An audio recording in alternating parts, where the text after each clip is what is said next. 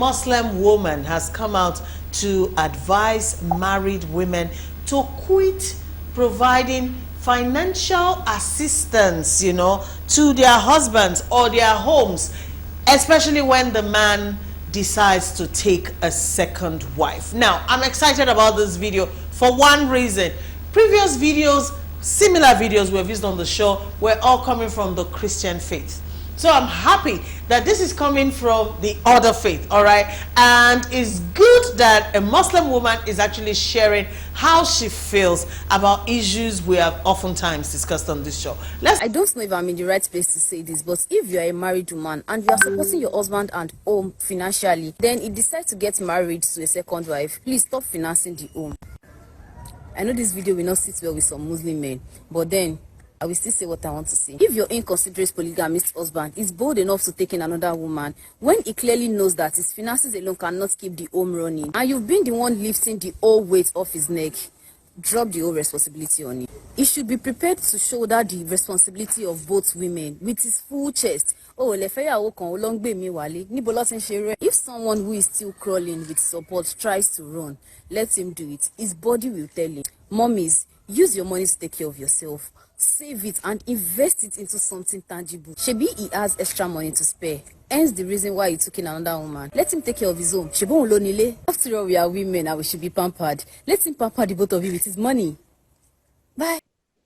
Okay, oh, we have heard it straight from that Alaja. Okay, so according to her, if you've been supporting your husband financially before and he decides to bring in a second wife, drop all the financial, you know, responsibilities for him, because by taking a second wife, he's only proving to you that he is man enough and he's able, he's capable. Thank you for that. Now, mischievously, I want to start from the man.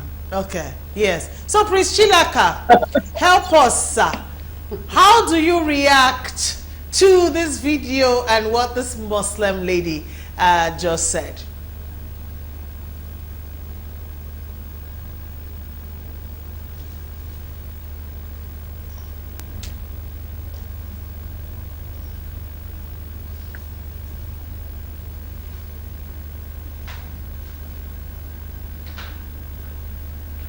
Your finances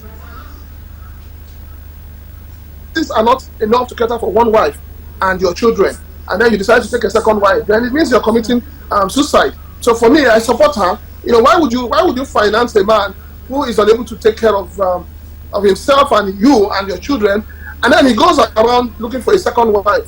I mean, it sounds crazy. So I think some people just don't think well, they don't plan themselves, you know. But I think that for a man to go for a second wife, you must have more than enough to take care of the first wife and her children, because a second wife coming in will also want to have her own kids.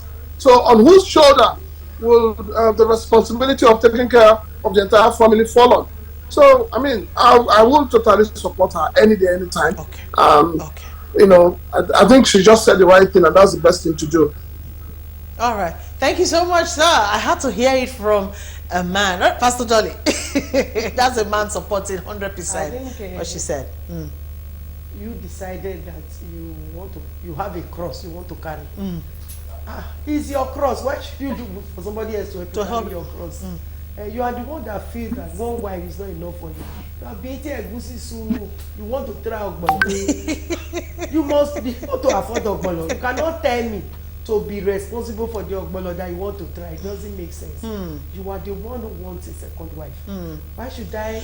But can we look at it from the angle of faith or religion? Okay, now that's a Muslim lady, and the religion Islam permits their men to marry as many as four wives. If permit, it does not say that it's a must.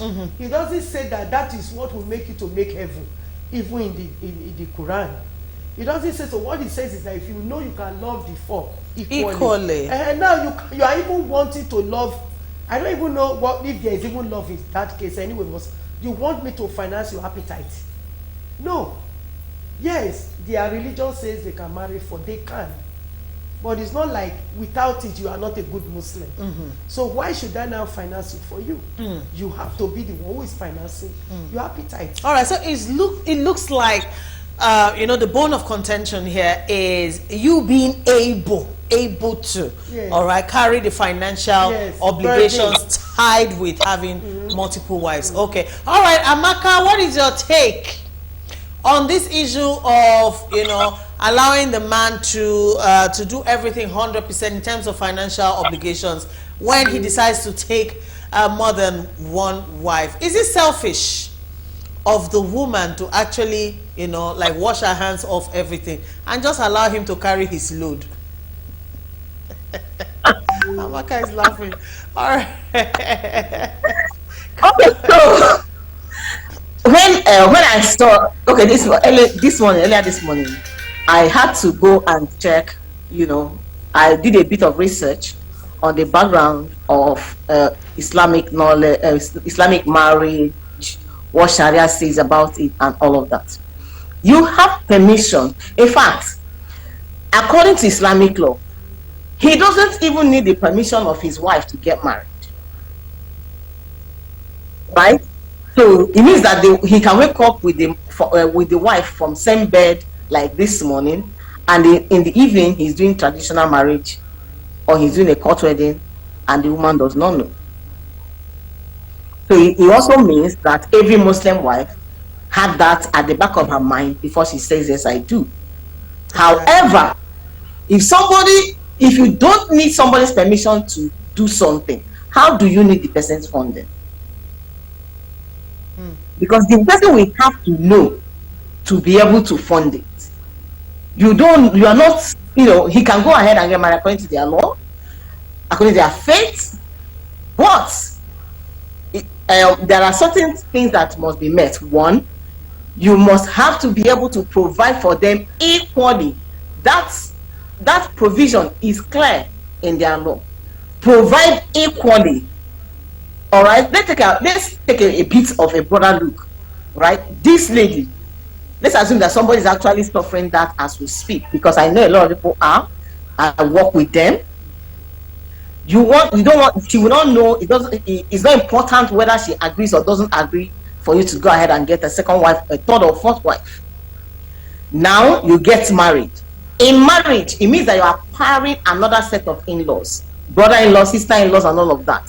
So if your new mother-in-law is sick, she will come and fund it. If your new father-in-law needs to travel abroad for medical checkup, she will come and fund it. If your new children need to do 3 million naira surgery for whatever reason, she will come and fund it. That's man's inhumanity to man. All right. Unfortunately, many times people want people to do what they are not able to do. This is a wife. On a good day, before you find a woman shouldering the financial responsibility of the family, it means that the husband is not able to do it, especially in this kind of Nigeria that we are right now. So in our faith and in my consulting and my work with people, what we advocate is financial intimacy. So as part of intimacy, right? That is, intimacy is intimacy. So if two of you are together, you are bonded together, you're trying to navigate this situation that we are in our world and in Nigeria together, and somebody thinks, and then you are covering him, because primarily he's the one who should take responsibility for your family. And I like what she said. She said, let him pamper the two of you. Hello, we need to be pampered. We need to be pampered. That's why we're our wife. We need to be taken care of. You cannot now take another person's suffering and go and be pampering another person. It will not be nice. So if you do not have money, there's no need of wanting to marry another wife. Once you are able to marry another wife, honey, be ready to take care of all of us. Because if you don't have money, that means probably you were pretending. Because if you're not pretending, how will you be talking about another wife when probably you lost your job, when probably let's say you used to earn like 1 million naira and it's now 300 naira, and so it's not your purchasing power has decreased drastically, and you are marrying another wife. You have money somewhere. bring it, let us spend this. This is Christmas. Hello. Let everybody enjoy it. All right, thank you so much, Amaka. All right, like I said, I'm excited is a Muslim woman, saying it, because previous videos is always Christians, so they just assume it's because, the Christian religion preaches monogamy. That's why women have that view. So be you a Muslim or a Christian, as a woman, no woman is actually really happy to have a mate. Let's be honest. That's the honest truth about it. No woman, regardless of what religion she practices, is happy to have a mate. Okay.